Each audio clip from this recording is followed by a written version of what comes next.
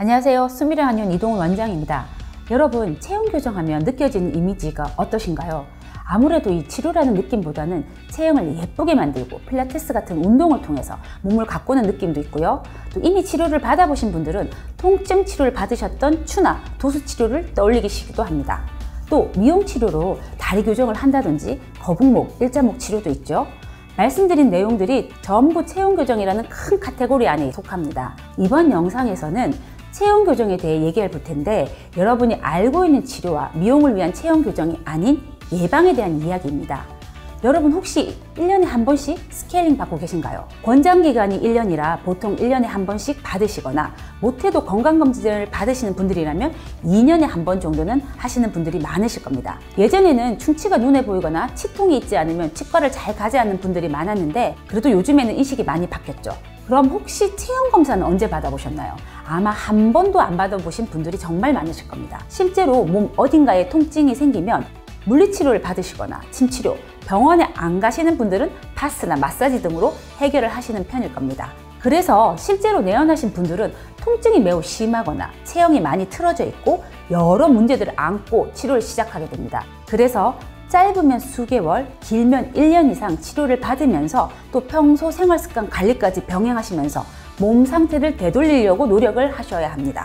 그나마 유튜브를 통해서 체형에 대한 여러 가지 상식이나 도움되는 내용들이 많이 알려져서 아주 예전에 비해서는 좋아진 편이지만, 선뜻 내원하시기보다는 집에서 관리를 통해서 건강을 유지하시려는 분들이 많은 것 같습니다. 자동차도 주기적으로 검사해주고 소모품도 교환해주면서 나중에 큰돈이 나가지 않으려고 평소에 틈틈이 관리를 하죠.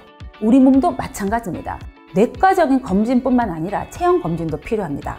허리가 아픈 분의 일반적인 과정을 볼까요? 첫째, 허리에 통증이 생겼다. 둘째, 우선 파스를 붙이고 스트레칭을 해본다. 셋째, 통증이 사라지면 그냥 두고 계속 아프면 침이나 물리치료를 받는다. 넷째, 통증이 사라지면 치료를 마치고 계속 아프면 조금 더 치료를 받아본다. 다섯째, 그래도 통증이 계속되면 엑스레이를 좀 찍어보고 치료를 계속하면서 허리가 아픈 자세를 이게 피하면서 지낸다. 여섯 번째, 지병이 되어 허리가 이제 안 좋은 것에 대해서 익숙해진다. 일곱 번째, 자세가 나빠져서 골반이 틀어짐으로 인해 골반과 다리까지 통증이 번진다. 여덟 번째, 체형 교정, 통증 관리를 본격적으로 시작한다.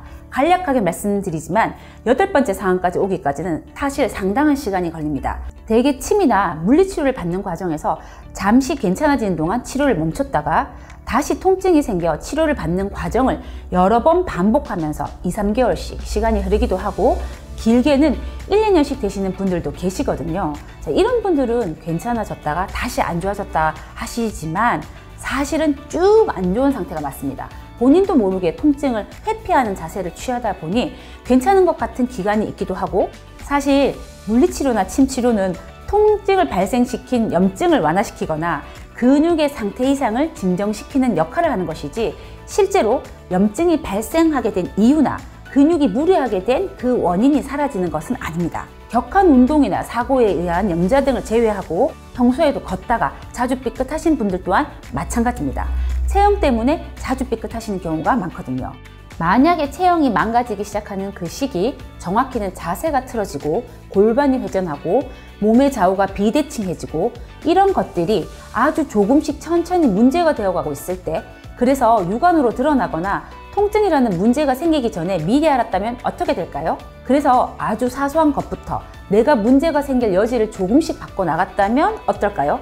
그래서 이걸 시간과 비용을 계산해 본다면 어떨까요? 사실 체형 검사에 투자하고 초반에 조금씩 치료하고 관리해 나가는 것은 어찌 보면 아직 몸에 크게 문제가 없는 것 같은데, 그에 비해 치료 비용이 아쉽게 느껴질 수 있습니다. 체형이 바뀌고 또 그게 육안으로 드러나고 통증이 오고 평소 하던 것들을 못하게 되기 시작했을 때 그 모든 불편함과 또 이를 되돌리기 위해 투자해야 될 시간과 비용을 생각한다면 이는 아주 작은 투자입니다. 혹시라도 근데 내가 멀쩡하게 계속 잘 살 수도 있는 거 아닐까? 라고 생각하고 계신다면 절대로 그렇지 않다고 말씀드리고 싶습니다. 의자에 바른 자세로 쭉 앉아 계신 분도, 골반에 무리가 가지 않게 오래 서 계신 분도, 정자세로 잘 주무시는 분도, 허리에 무리가 가지 않게 운전하시는 분도, 몸을 생각해서 일하는 중간중간 스트레칭으로 몸을 풀어주는 분들도 거의 없기 때문입니다. 심지어 체형 건강을 위한 책상과 의자 세팅, 평소 취미생활에서 비대칭한 근육 사용, 그 외에 나도 모르는 평소 습관까지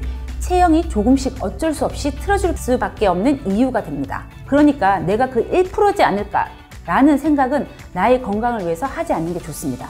나는 언제고 몸에 이상이 생길 수 있다고 생각하시고 늘 조금씩 관리하면서 병원과 친해지세요.